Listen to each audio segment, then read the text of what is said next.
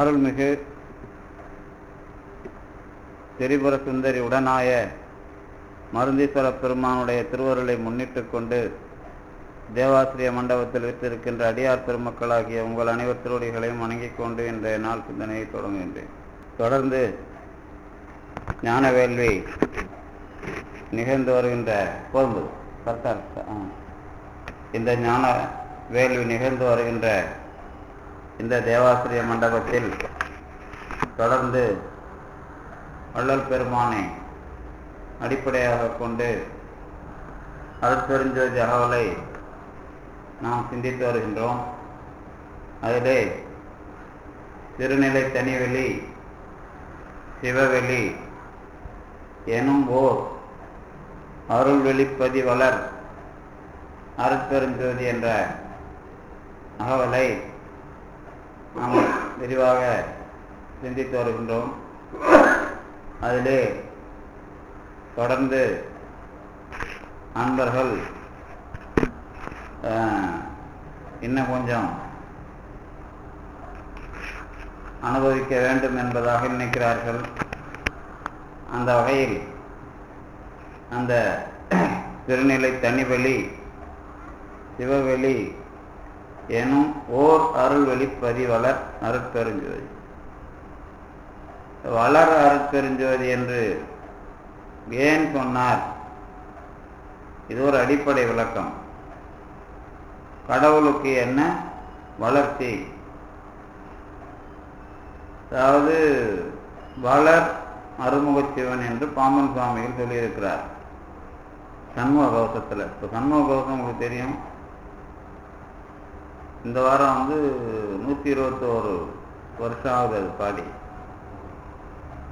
2 நாளைக்கு முன்னாடி தான் அது அந்த நாள் வந்தது. அதாவது பௌர்ணமி அன்னைக்கு முன்னாள்.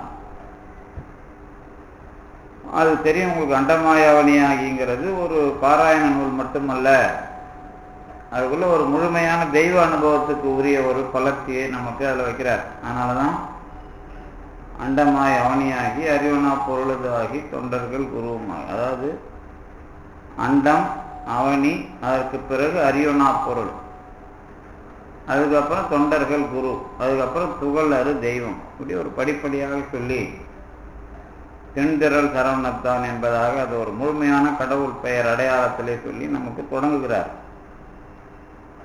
அதுக்குள்ள வளர அருமுகச்சிவன் தான் வந்து என்னை காக்க.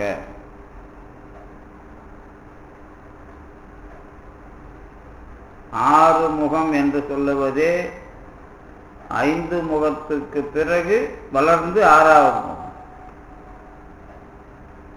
அதுக்கு பிறகு தொடர்ந்து 7, 8, 9 வளர்ந்துட்டு இருக்குமா அப்படின்னு ஒரு கேள்வி கேட்டால் அது அப்படி இல்லை. அந்த வார்த்தையை ஏன் போட வேண்டும் சைவ சித்தாந்தத்துக்குள்ள அப்படின்னு ஒரு கேள்வி. அதே மாதிரி அருட்பெருஞ்சோதின்னு ஆண்டவர், அருட்பெருஞ்சோதி ஆண்டவர் தான் வள்ளல் பெருமான் சொல்லுவார். அதனுடைய இலக்கணம் வரும்போது அருட்பெருஞ்சோதி தனிப்பெருங்கருணை தான் அதனுடைய முழுமையான சொரூபம். தமிழ் சைவ சித்தாந்தத்தில் சொரூபம் சொல்லும்போது சச்சிதானந்தம். அதுவே அகண்டாகார நித்த வியாபக சச்சிதானந்த பிழம் சைவ சித்தாந்தத்தில் அதை முழுக்க சொல்லும்போது அதுதான். அதுக்குள்ள கருணை வராது, அருட்பெருஞ்சோதிங்கிறதோட நின்றுடும். அதாவது அகண்டாகார நித்த வியாபக சச்சிதானந்த பிழம்பு, அது வரைக்கும் அருட்பெருஞ்சோதி நின்றுடும். ஆனால் தனிப்பெருங்கருணை அப்படிங்கிறத சொல்ல வரும்போது கூடுதலா அது வளர் அருட்பெருஞ்சோதி மாதிரி அது நிற்குது. இப்போ வளருது அப்படின்னா நம்மை, இப்போ வளர்ச்சி அப்படின்னா ஒரு காலம் வரும். அதுக்குள்ள வளர்தல் அப்படின்னா ஒரு காலம் உண்டு. நேற்று இன்று நாளை அப்படின்னு ஒரு காலம் உண்டு. ஏன் இவங்க வளர்னு ஒரு விஷயத்தை கடவுளை நோக்கி சொல்லும்போது சொல்லுகிறார்கள்? கடவுள் வியாபகம், அனுபவம், இதெல்லாம் அருணகிரிநாதர் பேசும்போது உங்களுக்கு தெளிவாக சொல்லியிருப்பார். என்ன சொல்லியிருப்பார் அப்படின்னா, அம்மா பொருள் ஒன்றும் அறிந்திலனி, முகமாறு மொழிந்தும் ஒழிந்திலனி, அகமாடை மடந்தையர் அந்த அனுபூதியில் இப்ப அம்மா பொருள் ஒன்றும் அறிந்துள்ளனேன்னு சொல்லும் போது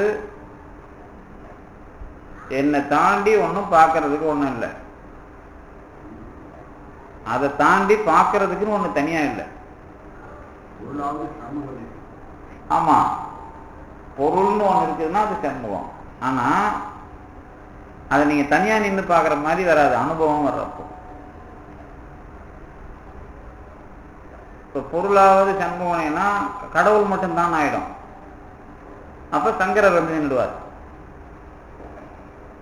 அந்த டிஃபிகல்ட், அந்த விஷயம் வராம நீங்க கட்சியில நடக்கிற மாதிரி அதை புரிக்கணும், வந்து அனுபவிக்கணும். இந்த சித்தாந்தம் அப்படின்னு ஒண்ணு ஏன் வருது,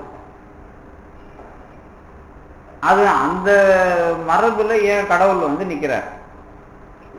உலகத்துல இருக்கிற எல்லா அனுபவத்துக்கும் கடவுள் தான் காரணம். எல்லாமே கடவுளை தான் போய் சேருது. எல்லா மதங்களும் சமயங்களும் கடவுளை சென்றடைகின்றன. கடலை எல்லா நதிகளும் அடைவது போலன்னு ஒரு விஷயம் வச்சிருக்கோம். இப்ப இந்து கடல்ல வந்து நயாகரா நதி வந்து அடையாது இல்ல. ஆனா நயாகரா நதி எப்படி இந்து கடலுக்கு வரும்? நயாகரா நதிக்கு மேல ஒரு மேகம் வந்து அந்த தண்ணி ஆவியாகி அது இங்க குமரி கண்டத்துக்கு வந்து பெஞ்சா உண்டு. அப்படித்தானே வரணும், நேரம் அந்த நதி வராது இல்லை.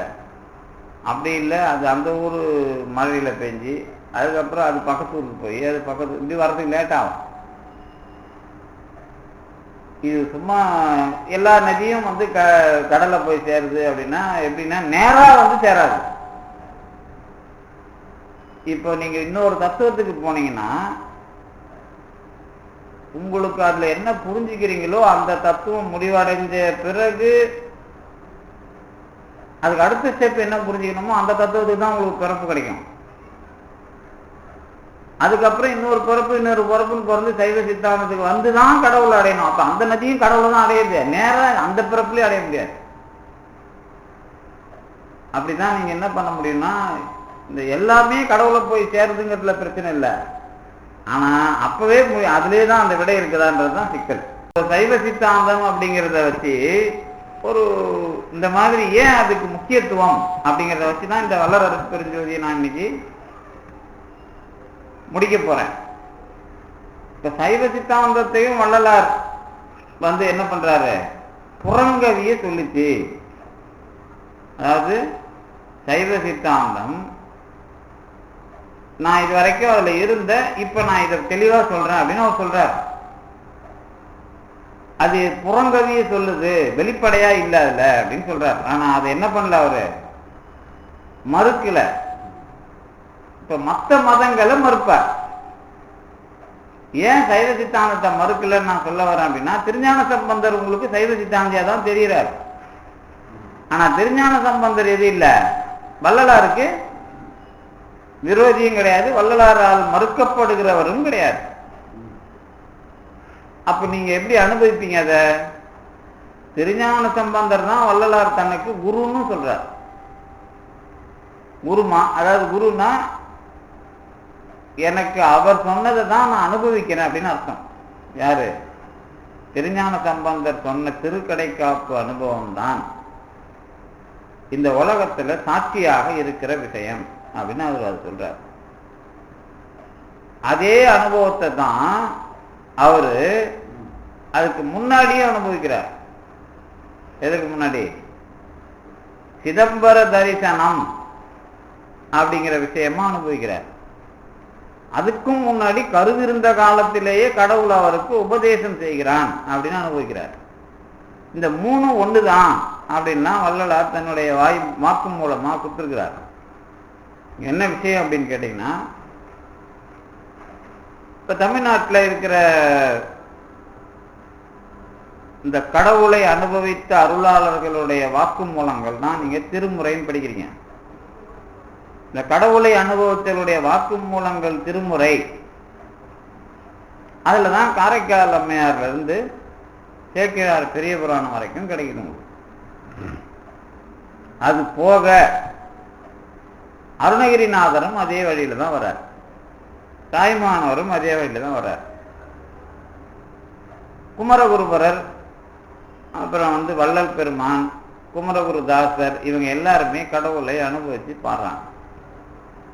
இதுக்குள்ள யாருக்கும் முரண்பாடு இல்லை. திருஞான சம்பந்தர் சிவன் என்கிற பெயரால கடவுளை பேசுறார். அருணகிரிநாதர் முருகன்கிற பெயரால பேசுறார். இவங்க ரெண்டு பேரும் வேற வேற அனுபவிச்சாங்களா அப்படின்னு ஒரு கேள்வி வந்தா என்ன சொல்லுவீங்க? நீங்க இல்லைங்கிறீங்க, ஆனா முருகன் சிவன் சாதாரணமா மக்கள் இருக்காங்கல்ல, அவங்க வேற என்னன்னு சொல்லுவாங்க. அப்ப அவங்கள விட கொஞ்சம் அனுபவத்துல நீங்க உள்வாங்குறீங்க. அதே மாதிரி தான் வள்ளலாரும் திருஞான சம்பந்தரும் வேற வேற அனுபவிக்கல நான் சொல்றேன். இது மட்டும் நீங்க உங்க அளவுல அதை ஏத்துக்கிறீங்கல்ல. அருணகிரிநாதர் முருகன் சொல்லி அனுபவிச்சதும் திருஞான சம்பந்தர் சிவன் சொல்லி அனுபவிச்சதும் ஒரே அனுபவம் தான். அதுல ஒன்றும் முருகன் சிவன் யாரும் தனித்தனியா நம்ம இல்லை அப்படிங்கிற அந்த பிரச்சனை வரும்போது தான், இது பிரச்சனை வந்ததுனால மட்டும் சொல்லல, கடவுள்னு ஒரு விஷயம் வரும்போதே திருமூலர் அதை சொல்லிடுறாரு. என்ன சொல்லிடுறாருன்னா, ஏன்னா சிவன்கிற பேரையும் உங்களுக்கு திருமூலர் தான் தெளிவா கொடுக்குறாரு. காரைக்கால் அம்மையாரும் திருமூலர் தான் கொடுக்குறாங்க. காரைக்கால் அம்மையார் தான் முதல்ல கொடுத்துட்றாங்க. திருமூலர் அதை தெளிவா அன்பே சிவம்லாம் சொல்றார். அவர் தான் என்ன சொல்றாருன்னா, இந்த கடவுளை ஆறுமுகமா நீங்க பார்க்கணும். 4 திசைக்கும் ஒரு முகம், அது போக மேல் நோக்கியது ஒண்ணு, கீழ் நோக்கியதுன்னா கீழ் நோக்கியதுல அது உள்முகமாக இருப்பது ஒண்ணு. இப்படி 6 முகமா சொல்லி இந்த நீங்க சிவலிங்கமா பார்க்கறது 5 முகம்தான் கோயில்ல. அது கடவுள் அப்படிங்கிற பேரால நீங்க அனுபவிக்க வரும்போது அது அதோ முகம், 6வது முகம் அப்படிங்கிறார். இப்ப சிவபெருமான்னு சொல்ல வர்றப்ப 5ன்னு சொல்லிட்டு 6வதா வரும்போது அதுக்கு முருகன் பேர் வைக்கிறாங்க. இவ்வளவுதான் விஷயம். இப்ப இவருக்கும் அவருக்கும் இந்த பிரச்சனையை திருமூலரே தீர்த்து வச்சிருக்கிறார். ஏதோ திருஞான சம்பந்தர் அருணகிரிநாதர் வந்த பிறகு வந்த பிரச்சனை இல்லாது, கடவுள் பற்றிய விளக்கத்தை அதோமுக தரிசனம் அப்படிங்கிற பேரால திருமூலர் தெளிவா அதை எழுதியிருக்கார். அதோமுக தரிசனம் அவர் எழுதின தலைப்பு. அதுல அவர் 2 விஷயம் சொல்றார். என்னென்ன விஷயம் அப்படின்னு கேட்டீங்கன்னா, நஞ்சு உண்டது ஒரு முகம், சூரபத்மனை அழித்தது ஒரு முகம், இந்த 2ம் ஒரே முகம்தாங்கிறார். அதாவது இப்ப நீங்க பிரதோஷ காலத்துல சாமி கும்பிடுறீங்கல்ல, பிரதோஷ காலத்துல கும்பிடுற சாமியும் சஷ்டிக்கு கும்பிடுற சாமியும் 2ம் ஒரு சாமி தாங்கிறார். ஒரு சாமின்னா என்ன அர்த்தம் கேட்டீங்கன்னா, விஷத்தை சாப்பிட்டது சிவன் கிடையாது, அதுவும் முருகன் தாங்கிறார். சூரபத்மனை அழித்தது முருகன் தாங்கிறார். இது நான் சொல்லல, திருமூலர் சொல்றார். நஞ்சு உண்டது யார் என்றால் அதோ முகமாக இருக்கிற 6வது முகம். சூரபத்மனை அழித்தது யார் என்றால் அதோ முகமாக இருக்கிற 6வது முகம். நீங்க ஒன்னா திருமந்திரம் இருந்தா போய் அந்த தலைப்புல அதோமுக தரிசனம் அப்படிங்கிற தலைப்புல இருக்கிற பாட்டை படிச்சீங்கன்னா அதான் அதுக்கு விளக்கம். இப்ப என்ன செய்தி அப்படின்னு கேட்டீங்கன்னா, இந்த விஷத்தை சாப்பிட்றதுன்னா என்ன அதை புரிஞ்சுக்கணும் நீங்க. சூரபத்மனை அழிக்கிறதுனா என்ன அப்படின்னு புரிஞ்சுக்கிங்க தான் கடவுள்னா என்னன்னு தெரியும். விஷத்தை சாப்பிட்டவன் தான் கடவுள், சூரபத்மனை அழித்தவன் தான் கடவுள். அப்படி புரிஞ்சுக்கணும் அதை. இப்போ நான் உனக்கு ரூபா கொடுக்குறேன்றவன் கடவுள் கிடையாது, அவன் வியாபாரி.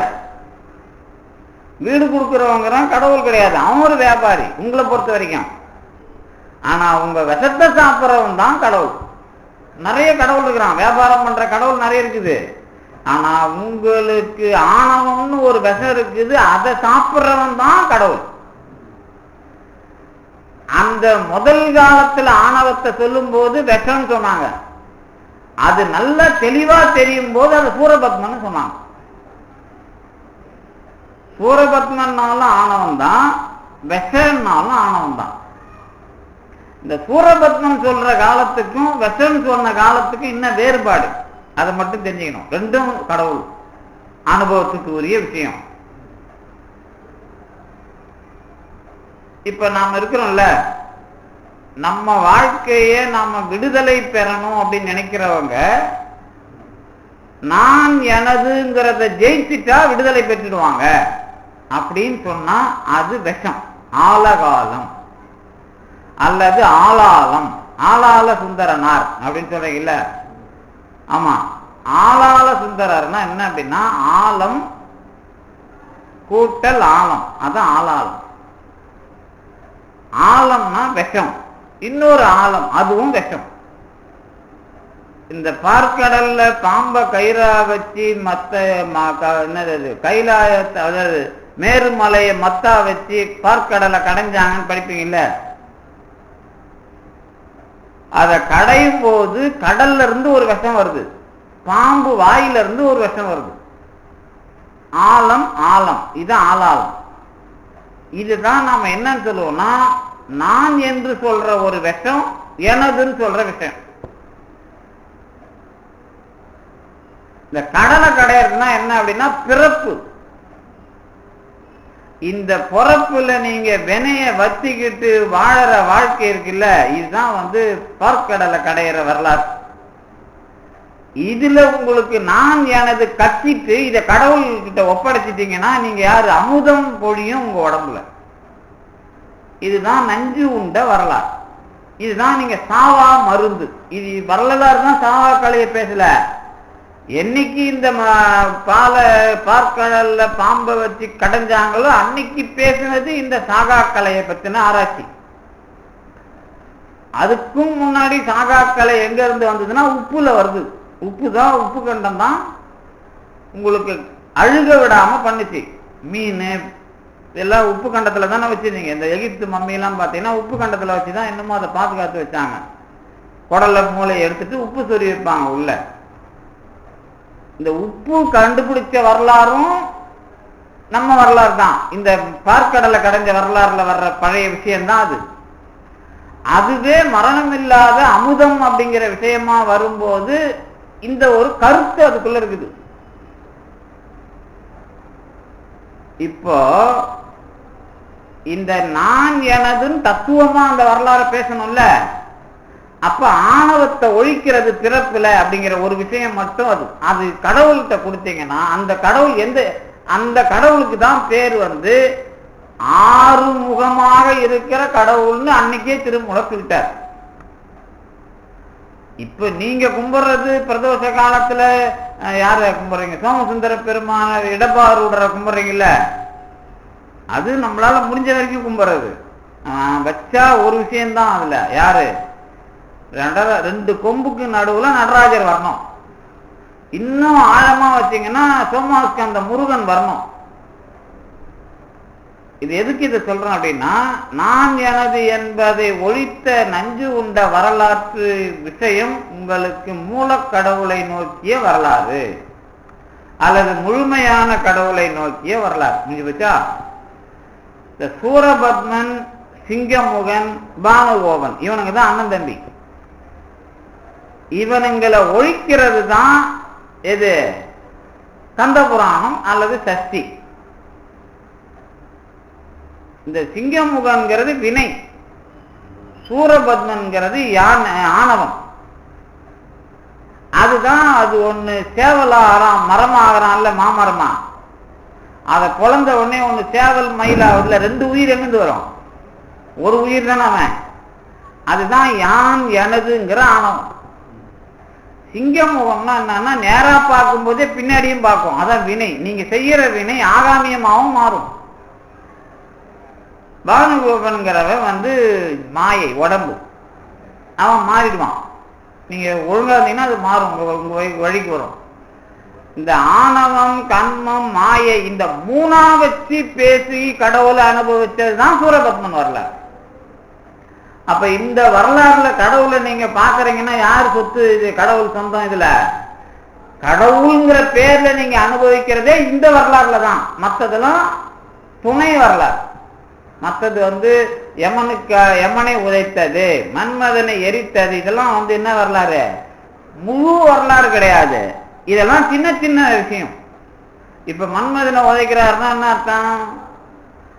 அது ஒருத்தனுக்கு அவன் இல்லைன்னு பண்ணல, ஒரு வரலாறுக்குள்ள அது துணை வரலாறு. அது கடவுளினுடைய சாமர்த்தியத்தை காட்டுகிற முழு வரலாறு கிடையாது அது.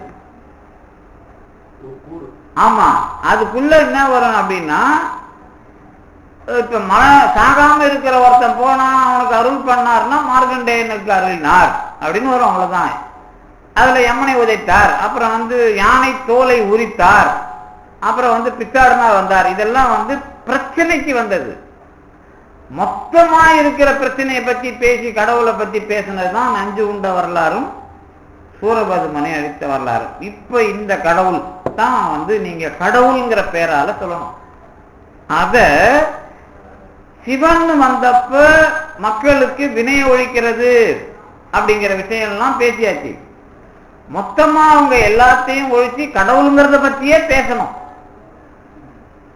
அப்ப அருணகிரிநாதர் வரார். அதனாலதான் கந்தர் அனுபூதி அவர் சொல்றார். இப்பவும் முருகன்கிறது உங்களுக்கு உருவமா தெரியக்கூடாது. கந்தன் அல்லது கந்தர் அப்படின்னு சொன்னா எனக்கு உள்ள இருந்து நான் வாழறதுக்கு காரணமா இருக்கிற கடவுள்னு அர்த்தம்.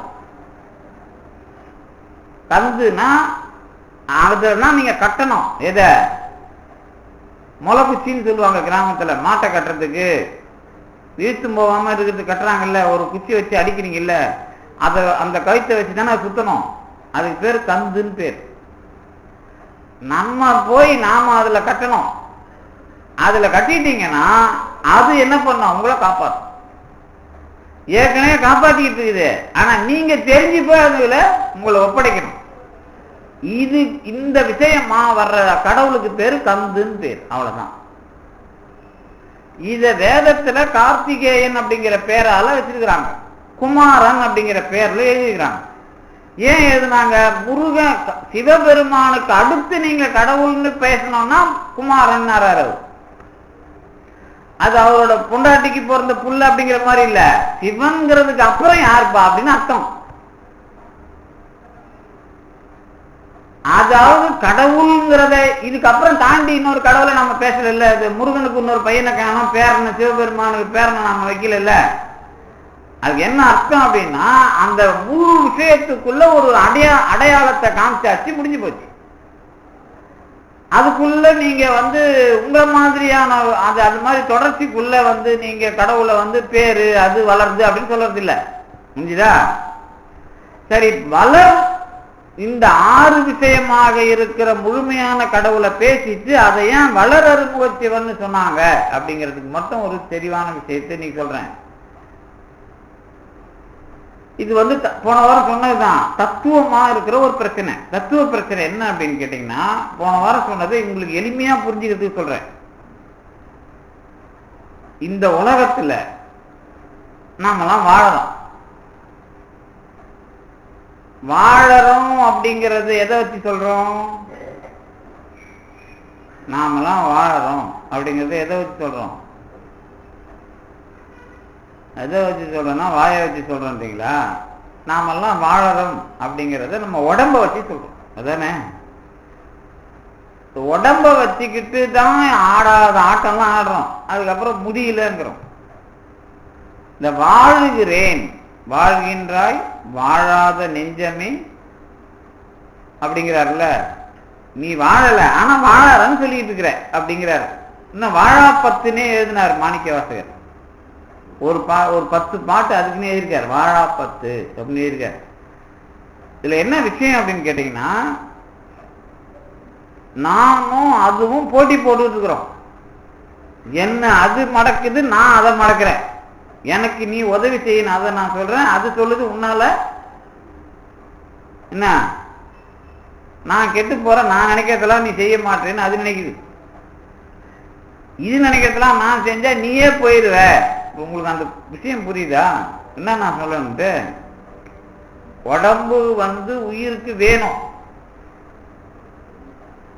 ஆனா உடம்பு மூலமா நமக்கு கேட்கிற, நமக்கு நினைப்புக்கு வர்ற, நமக்கு எதெல்லாம் ஆசையா இருக்கோ அது எல்லாமே உடம்புக்கு பிரச்சனையாயிடும். அப்ப அதுதான் எல்லாத்தையும் பண்ணுது. ஆனா அதுவே அதை அழிச்சிக்கிற மாதிரி இருக்குது. இதை காப்பாற்ற வேண்டிய பொறுப்பு எனக்கு இருக்குது. புரியுது? இதுல நம்ம ரெண்டும் கேட்டா தானே.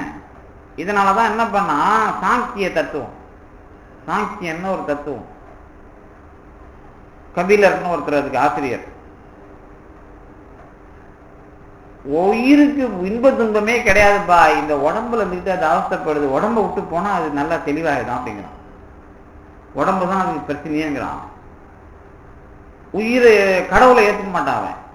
புருஷன் பிரகிருதி அப்படிப்பான் தத்துவத்தான. பிரகிருதினா உலகம். உலகத்துல எத்தனை பொருள்னா 24 பொருள். அந்த 24 எதுனா நமக்கு ஐம்பூதம், மனம், புத்தி, சித்தம், அகங்காரம், அதுக்கப்புறம் சுவை, ஒளி, ஊறு, ஓசை, நாற்றம். இந்த 20 அதான் மெய்வாய், கண், மூக்கு, செவி, வாக்கு, பாதம், பாணி, பாயுர், உபத்தம், 24 தத்துவம் தான். அதுக்கு மேல வேற ஒன்றும் கிடையாது. காலம்லாம் கிடையாது, அதெல்லாம் கிடையாது. அதுக்கு அடுத்தது ஆன்மா, அதான் புருஷன். 25 மொத்தம். இந்த 24 மாயா இந்த இதுதான் நாமளும் இன்ன வரைக்கும் பயன்படுத்துறோம். அவன் 24 தான் கவுண்ட் பண்ணி சொல்றான் எண்ணிக்கை. அது கூட புருஷன், ஆன்மா, இது சேர்ந்து வாழறது பிறப்பு. இதுல இந்த உடம்ப விட்டுட்டு அது போச்சுன்னா நிம்மதியா இருக்கும். இந்த உடம்பு தான் எல்லாத்துக்கும் காரணம் அப்படிங்கிற மாதிரி அவன் சொல்லுவான். அது எப்படி சொல்றான் இப்ப புரியுதா உங்களுக்கு? இதுதான் நமக்கு உதவுது. ஆனா அது இஷ்டத்துக்கு இருக்கும்போது அதை வாழ வைக்கிறதுக்கு நாம படாத பாடுபடுறது. அதனால அது தொல்லைதாண்டா உனக்கு, அது தொல்லையே வேணாம் விட்டுறா அப்படிங்கிறான் அவன். அந்த மாதிரி நுட்பமா அதை கொண்டு போறான் சாங்கியன். அதுக்கப்புறம் தான் ஒரு விஷயம் கிடைக்குது. இது ரெண்டுமே கண்ட்ரோல் பேசிஸ் கிடையாது. இது அழிக்குது, இதை காப்பாற்ற பார்க்குது, முடியல.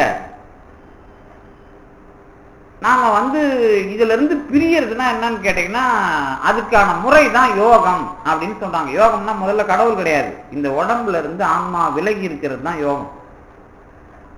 முதல்ல யோகம்ங்கிற சொல்லுக்கு உடம்பிலிருந்து ஆன்மா விலகி இருப்பது. அதுக்கு அப்புறம் தான் இல்ல இல்ல அது கடவுளோட கூடுறதுன்னு யோகம் பின்னாடி மாறுது. முதல்ல அது கிடையாது.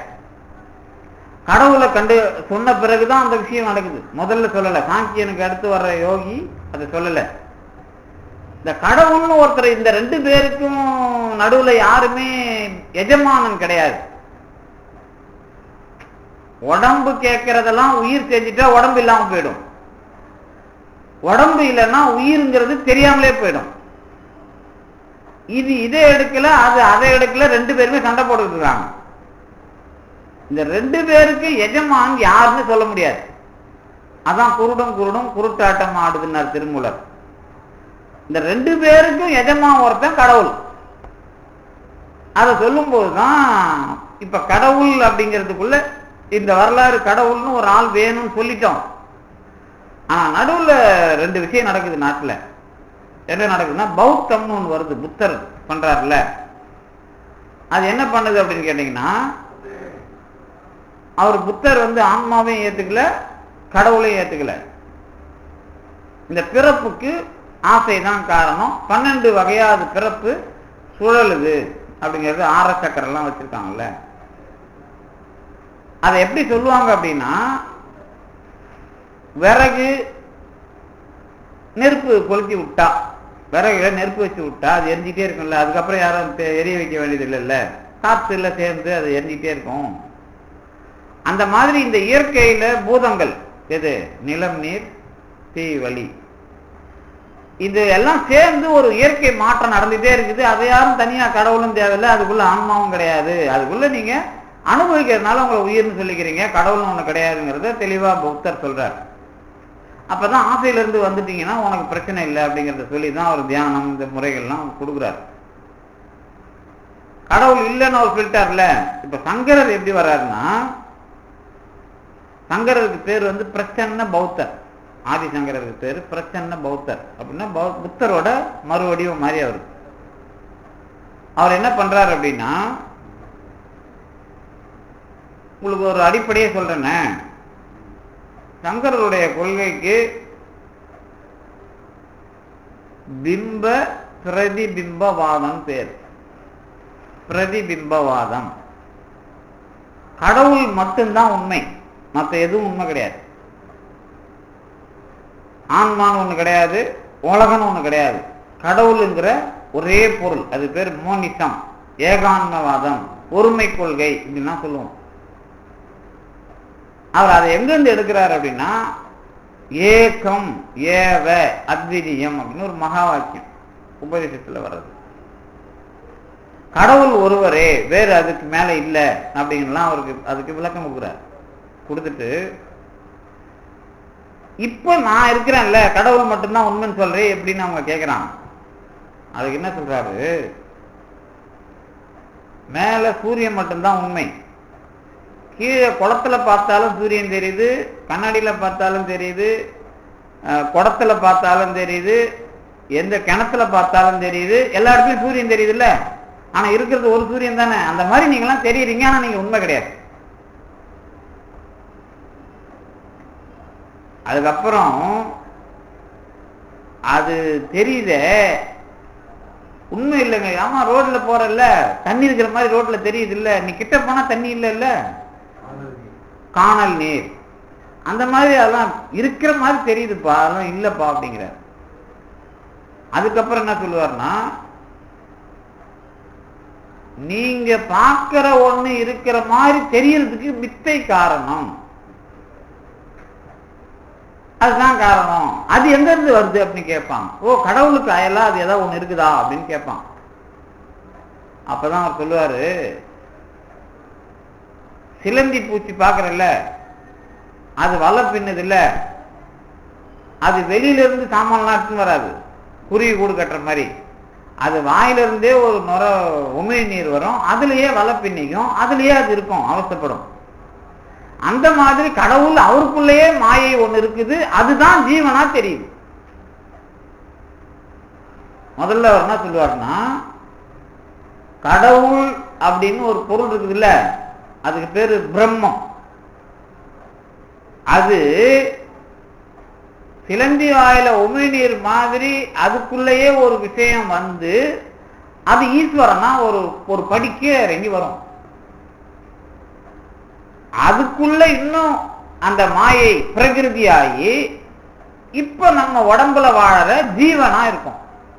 பிரம்மம், ஈஸ்வரன், ஜீவன் ஒரு 3 படியில அதை விளக்குவாங்க. ஆனாலும் இதெல்லாம் உண்மை மாதிரி தெரியும், ஆனா இதெல்லாம் உண்மை இல்லை. நீங்க தான் பிரம்மம், நீங்க தான் கடவுள். ஆனா நீங்க கடவுள்னு தெரிஞ்சுக்கிறப்ப நீங்க தெரிய மாட்டீங்க. அவ்வளவுதான் சார் விஷயம். அப்ப என்ன பண்றாரு, ஒன்ன தவிர வேற இல்லைங்கிறாருல, நீ இங்க இருக்கிற வரைக்கும் அது தெரியாது. நீங்க ஊர்ல விவகாரம் விவகாரம்பீங்கல்ல, விவகாரம் இந்த சொல்லு அவரோட சொல்லு. விவகாரம்னா என்னன்னா விவகாரிகம், விவகாரிகம்னு பேரு. விவகாரிகம்னா இந்த உலக வாழ்க்கைன்னு அர்த்தம். இப்ப நீங்க விவகாரமா இருக்கிறன்றீங்கல்ல, இந்த உலகத்துல லௌகீகமா வாழற வாழ்க்கைக்கு பேரு விவகாரிகம். அதான் விவகாரங்கிறது நாமம். கடவுள் நிலைக்கு போயிட்டா அது பாரமார்த்திகம். கடவுள் நிலைக்கு போயிட்டா அது பாரமார்த்திகம். பாரமார்த்தினா பரமாத்மாவா ஆயிடுறது. இதுக்கு நடுவுல ஒண்ணு இருக்குது, அதுக்கு பேர் பிராதிபாசிகம்னு பேரு. இந்த இப்ப நாம அந்த பிராதிபாசிகத்தை எப்படி விளக்குவார் அவர்னா, இப்ப நீங்க இருக்கிறீங்கல்ல, உண்மையா பொய்யான்னு தெரியல, இதுதான் உண்மை நினைக்கிறீங்க. இது இல்லாம இன்னொன்னு இருக்குது, கனவு நிலைக்கு போறீங்கல்ல, கனவுல இருக்கிற உடம்புக்கு ஏதாவது வலிக்குதா? கனவுல 1000 அடிப்படுறீங்களா, வலிக்குதா, ரத்தம் வருதா? அதான் பிராதிபாசிகம்.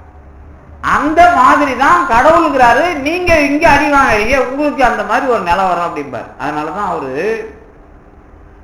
இப்ப நம்ம உடம்புல இருந்து அனுபவிப்போம் இல்ல, சாக்கிரம், சொப்பனம், சுழித்தி, 4வதோட அவங்க முடிச்சுப்பாங்க, துரியத்தோட முடிச்சுப்பாங்க. துரியாதி இதெல்லாம் கிடையாது. இந்த கனவு அதை தான்னா அதுக்கப்புறம் நீ இல்ல. தூக்கம் அதுக்கப்புறம் 4வதுங்கிறதான் கடவுள் அனுபவம் அப்படிங்கிறது. அதுக்குள்ள நீ இல்லை, அவ்வளவுதான். அதுதான் அது நீ ஆகிறாய்ன்னு சொன்னது. என்ன விஷயம் அப்படின்னு கேட்டீங்கன்னா, நம்ம இந்த ஆராய்ச்சியெல்லாம் நீங்க இன்னும் சங்கர தத்துவம் படிக்கும்போது தெரியும். ஒரே ஒரு விஷயம் தான் இப்ப நான் சொல்ல வர்றது. என்ன சொல்ல வரேன்னா, கடவுள்னு ஒண்ணு சொல்ல முடியுமா சொல்ல முடியாதா அப்படின்றதெல்லாம் சங்கரரை வச்சுதான் இந்த பிரச்சனை நாட்டுல நிறைய பேருக்கு சில பழமொழி மாதிரி விஷயம் பரவறதுலாம் காரணம். கண்டவர் விண்டிலர், விண்டவர் கண்டிலர்னு சொல்றது இதான். நாம இல்ல, அது பார்த்தவன் சொல்ல முடியாது, சொன்னவன் பார்த்தவன் இல்லை. கண்டவர் விண்டிலர், பார்த்தவன் சொல்ல மாட்டான். விண்டவர் கண்டிலர், பார்க்கிற சொன்னவன் பார்க்கல அப்படிங்கிறார். அப்ப திருஞான சம்பந்தர் நம்ம இதெல்லாம் பார்க்கறோம்ல, இவங்கெல்லாம் பார்த்துட்டு தான் சொல்றாங்க, அனுபவிச்சு தான் சொல்றாங்க. காரைக்காலம் நேரம் நாம சொல்றது தப்பு அந்த பழமொழிப்படி. இதுக்கு இந்த பழமொழிக்கு யார் காரணம்னா சங்கரர் காரணம். என்ன அவர் சொல்றாரு அப்படின்னா,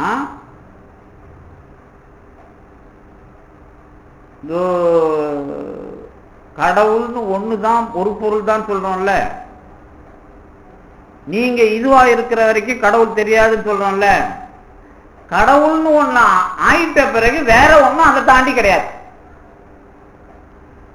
இந்த வேதத்துக்கான பொருள் இங்கதான் முக்கியம். அருணகிரிநாதர் சொல்றதுக்கும் சங்கரர் சொல்றதும் ஒரே மாதிரி தெரியும். இதுக்குள்ள தெளிவா இருந்தீங்கன்னா தான் இந்த தத்துவத்துலதான் அனுபவம் இருக்குது, அதுல அனுபவமே இல்லைன்னு தெரியும். சங்கரர் என்ன சொல்றாரு, கடவுள்னு ஒரு ஆள் அனுபவிக்க போய் கடவுள் ஆயிட்டான். இப்ப நான் கடவுள்னு சொல்லிட்டு இருப்போம். கடவுள் ஆயிட்டேன்னா நான் கடவுள்னு சொல்ல மாட்டேன், ஏன்னா அதை தாண்டி வேற ஒன்றும் கிடையாது. அதுல என்ன ஒரு நுட்பம் அப்படின்னு கேட்டீங்கன்னா, இப்ப நம்மளாம் இருக்கிறோம்ல, பொருளை பார்த்து இது அதுன்னா சொல்றோம்ல, இது அதுன்னு பொருளை சொல்ற நாம அந்த சொல்ற முறைக்கு சுட்டி அறிதல்னு பேரு. சுட்டி சொல்லுவது இதுன்னு சொல்றது. இந்த சுட்டி சொல்லப்படுகிற எது ஒன்றும் என்னவாகும், அழியும், குறைவானது. அது உயர்ந்த ஞானம் கிடையாது அப்படின்னு அர்த்தம். கடவுளை இதுன்னு நீங்க சொன்னா அது மட்டமானதுன்னு அர்த்தம். இது சங்கரர் வாதம். இதுன்னு சொல்ற அளவுக்கு வேற ஒண்ணும் கிடையாது. இப்படி கொண்டு போயிட்டாரு அவர் ஞானத்தை. இப்ப கடவுள் உண்டா இல்லையா, அது இருந்தான்னா இல்லைன்னா. இதனாலதான் அவருக்கு பிரச்சன்ன பௌத்தர்னு பேரு. அதுக்கு போயிட்ட பிறகு இது கிடையாது. அது இருக்குதா இல்லையான்னு நீங்க சொல்றதுக்கு ஒண்ணும் இல்லை. இதுக்கு நடுவுல ஜீவன் முத்தர் அது இது நிறைய பேசுவாங்க, அதெல்லாம் விட்டுருங்க. நான் சொல்றது இதுதான் பிலோசாபிக்கல் ஆர்குமெண்ட். இதுக்கு நடுவுல நீங்க பேசி அதை சொல்லி நைஷ்கர்மிய சித்திம்பாங்க, எல்லாம் சொல்லுவாங்க. இப்ப அது நமக்கு பிரச்சனை இல்லை. இந்த தத்துவ வரையறையில கடவுளை தவிர வேறு ஒன்றும் இல்லை என்று சொல்லுகிற ஆள், கடவுள் இது என்று சொல்லப்படுகின்ற ஒன்று இல்லை, அதுதான் கேவல ஞானமான கடவுள். நாமளும் இதுன்னு சொல்ற நிலை இல்லை. இப்ப கேவலம்னா என்ன அர்த்தம், படு கேவலம் இல்ல, இதுன்னு சொல்ல முடியாத ஒரு நிலைன்னு அர்த்தம். நமக்கு அதை எங்க வச்சோம்னா ஆணவத்துல வச்சோம். ஆனா அவங்க அதை கடவுள்ல வச்சாங்க. யாரு, சங்கரர் இது என்று சொல்லப்படுகிற ஒரு நிலை இல்லாதது கேவல நிலை. அந்த ஞானம் தான் கேவல ஞானம். அதுக்கு அவங்க என்ன விளக்கம் கொடுக்குறாங்கன்னா, எந்த ஒன்றில் அஞ்ஞானம் இல்லையோ அந்த ஞானம் உயர்ந்த ஞானம், அது கேவல ஞானம். இது என்று சொன்னால் அது அஞ்ஞானம். இது என்று சொல்லாத ஒரு ஞானத்தை அடையிறதுதான் கேவல ஞானம். இது இப்ப சங்கரர். ஆனா இந்த கடவுள் அப்படிங்கிற விஷயத்துக்குள்ள நீங்க போய் அதை சொல்ல முடியாதுன்னு சொல்லிட்ட பிறகு, இதெல்லாம் மாயைன்னு சொல்லிட்ட பிறகு, அதுக்குள்ள நீங்க புத்தருக்கும் உங்களுக்கும் வேறுபாடு இல்லை அப்படிங்கிற விஷயம். அவரு கடவுள் இல்லைன்னு தெளிவா சொல்லிட்டாரு. நீங்க கடவுள் இருக்குதுன்னு சொல்றீங்க, ஆனா அதை பத்தி சொல்ல முடியாது சொல்றீங்க. ரெண்டும் ஒண்ணு தானே கட்சியில.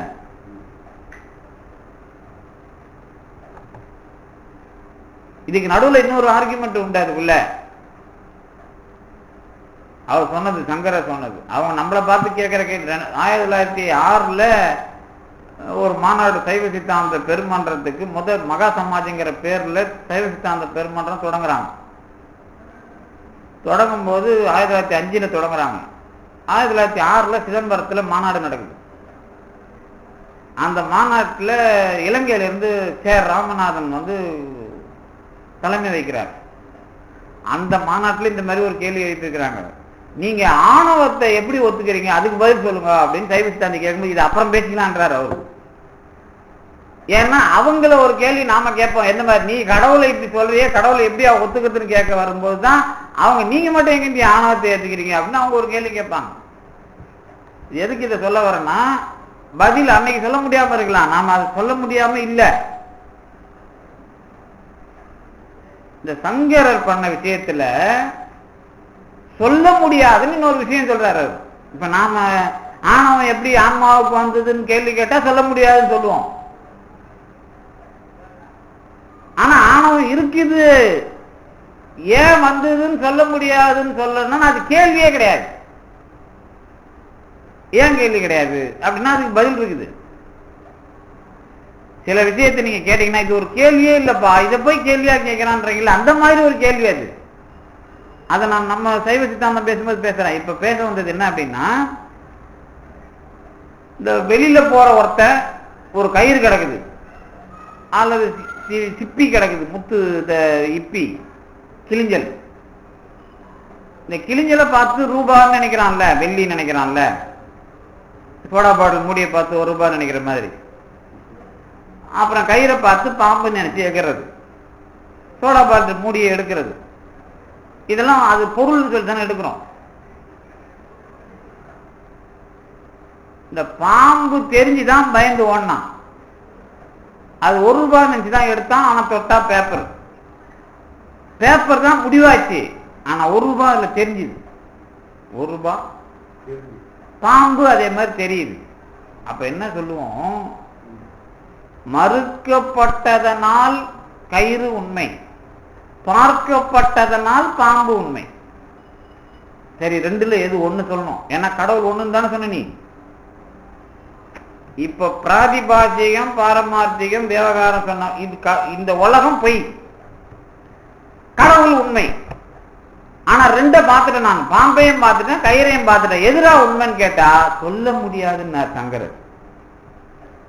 அதுக்கு பேர் அனிர்வச்சனியம்னு பேர், வசனிக்க முடியாதது.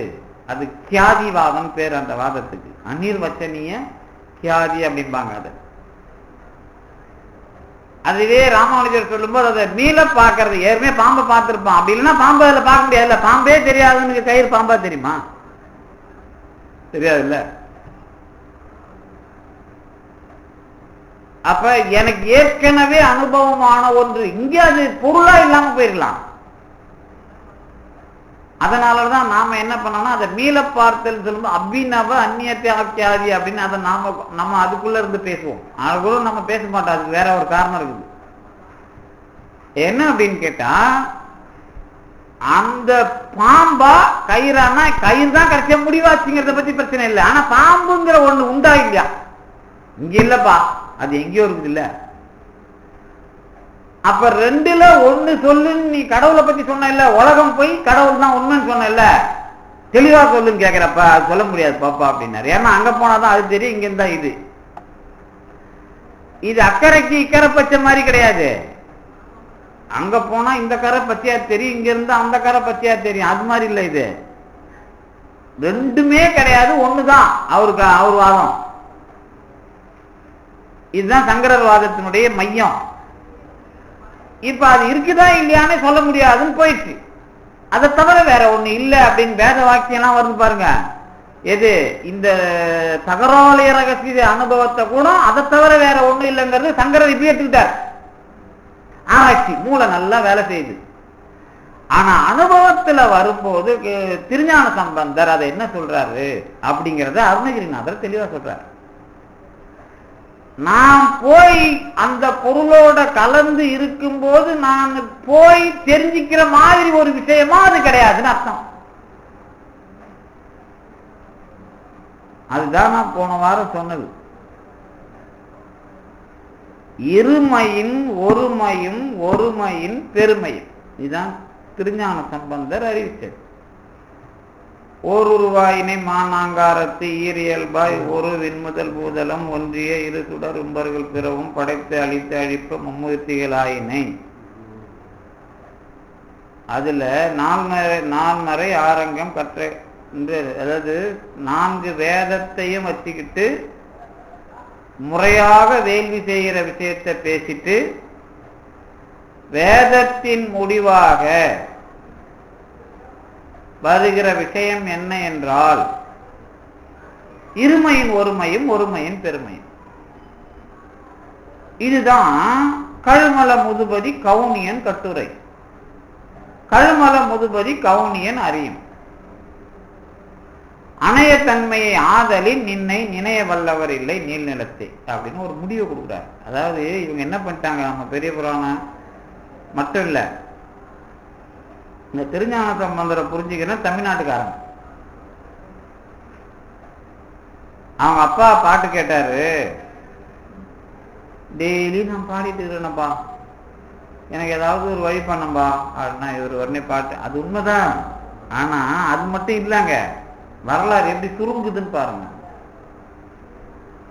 கடவுளை பத்தி இவ்வளவு விஷயம் இருக்குது, முடிவா என்ன சொல்றேன்னு சொல்றாரு, கேட்கிறாரு. ஏன்னா அவர் யாரு? திருஞான சம்பந்தரோட அப்பா யாரு? சிவபாத இருதயர். அதாவது சிவனுடைய திருவடியை வைத்துக் கொண்டிருக்கின்ற தகராலயம் உள்ளவர்னு அர்த்தம். அதுக்கு அதான் பிரம்மபுரம். எல்லா காலத்திலேயும் வேள்வியும் வேதம் சதுரம் மறை இதெல்லாம் தெரிஞ்ச ஊர்ல இருக்கிற அவரும் வேள்வி செய்யறவர். அதுதான் நம்ம அப்பா காசு கேட்கிறாரு. அதுல தானே இவருக்கு பூணூல் கல்யாணம், அதாவது என்னது அது உபநயன சடங்கு வரும்போது அதுக்குள்ள வேள்வி எல்லாம் வேணான்னு எனக்கு கடவுள் நேரம் அருள் பண்றாருன்னு சொல்றாரு. எனக்கு நமசிவாய சிவைய நம்ம தான் சொல்றாருல திருஞான சம்பந்தர். ஏன் சொன்னார் அப்படின்னா, இது வேத மறுப்பு கிடையாது. திருஞான சம்பந்தர் எந்த காலத்திலேயும் வேதத்தை மறுக்கல. வேதத்தோட அனுபவம் இன்னதுன்னு சொல்லி அதோட முடிவு கட்டுறார். நான் வேதம் தெரிஞ்சு சொல்றேன், வேதத்தின் மூலமா. பின்னாடிதான் சங்கரர் வர்றாரு. யாருக்கு பின்னாடி? திருஞான சம்பந்தருக்கு பின்னாடிதான் சங்கரர் பிறக்கிறாரு. அதுக்கு முன்னாடியே இப்படி வேதம் சங்கரர் தான் பெரிய ஆள். அதுக்கு முன்னாடி மண்டன மிஸ்ரர் இருக்கிறாரு, அதுக்கு முன்னாடி நிறைய பேர் இருக்கிறாங்க. அவங்கெல்லாம் வேத உபநிடதங்களை வச்சுக்கிட்டு கடவுள் ஒருவர் அப்படிங்கறத இவருக்கு முன்னாடி நிறைய பேர் பேசியிருக்கிறாங்க.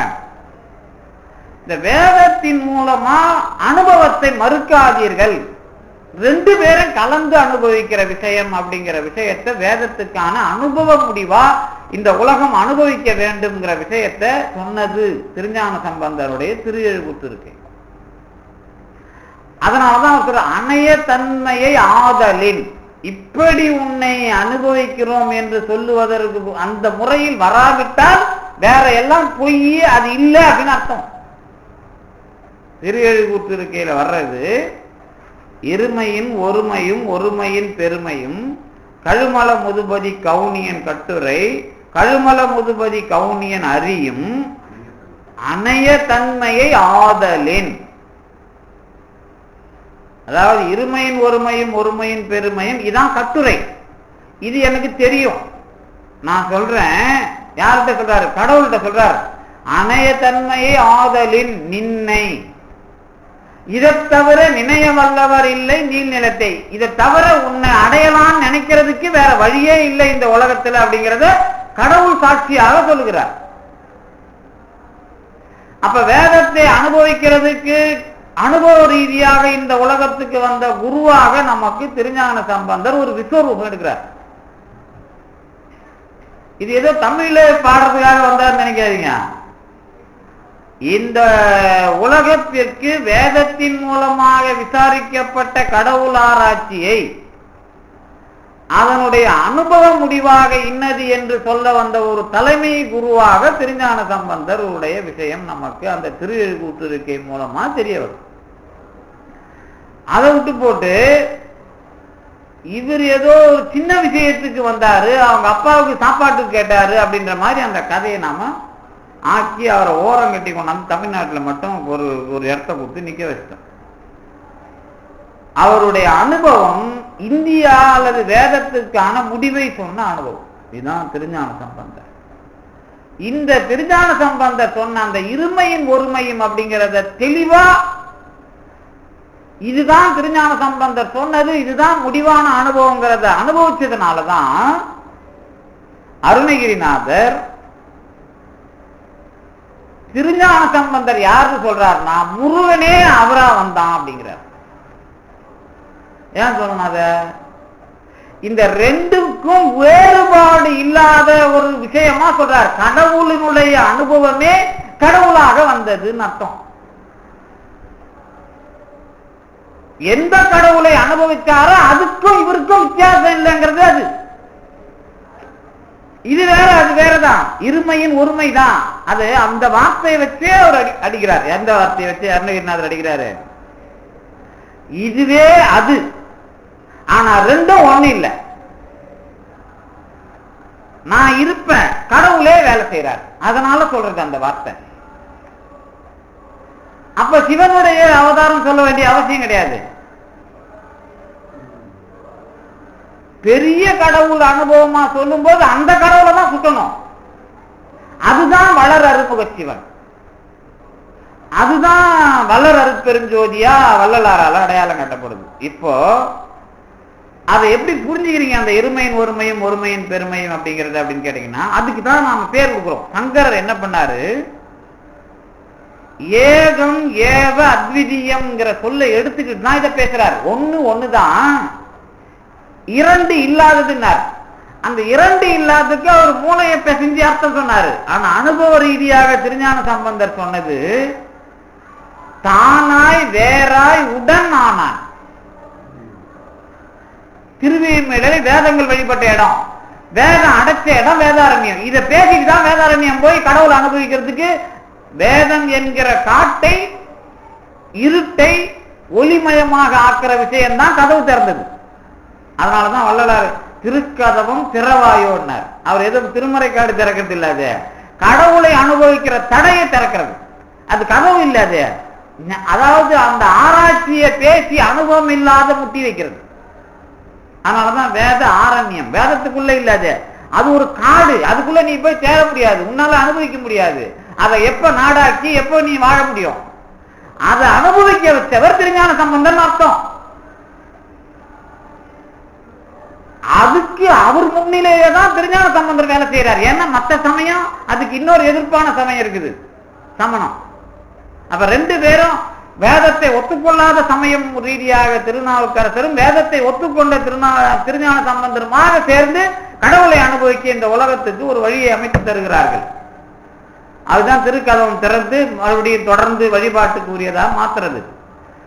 அப்போ இந்த அங்கதான் திருவிழிமேலில தான் கடவுள் எல்லாமாக இருக்கிறார், தானாயும் இருக்கிறார், உடனாக எல்லாமாக இருக்கிறவர்.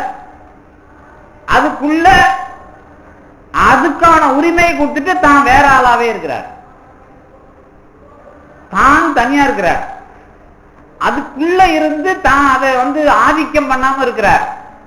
அதுக்கப்புறம் அது வேலை செய்யும் போது அது கூட இருக்கிறார். இது மாதிரி கடவுள் இருக்கிறார், தானாய் வேறாய் உடனாய். அது அந்த பொருள் கடவுளை தெரிஞ்சுக்கிட்ட பிறகு, ஆன்மா கடவுளை தெரிஞ்சுக்கிட்ட பிறகு அவர் எப்படி தெரியுமா இருக்கிறாரு?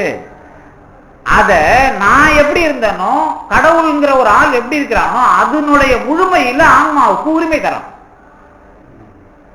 இப்ப இந்த பொருள்ல கடவுளும் இருக்கிறான், நான் கடவுளுக்குள்ள சேர்ந்தா இந்த பொருளை நான் தனியா நின்று பார்க்க வேண்டியதில்லை, இந்த பொருள் இருக்கிற கடவுளோட சேர்ந்து பார்க்கிறேன். இதுதான் அம்மா பொருள் ஒன்றும் அறிந்திலன். பொருள் ஒன்றும், அது பாம்பன் சாமி தான் அதுக்கு உரை தகராளி ரொம்ப தெளிவாக இருக்கிறார்.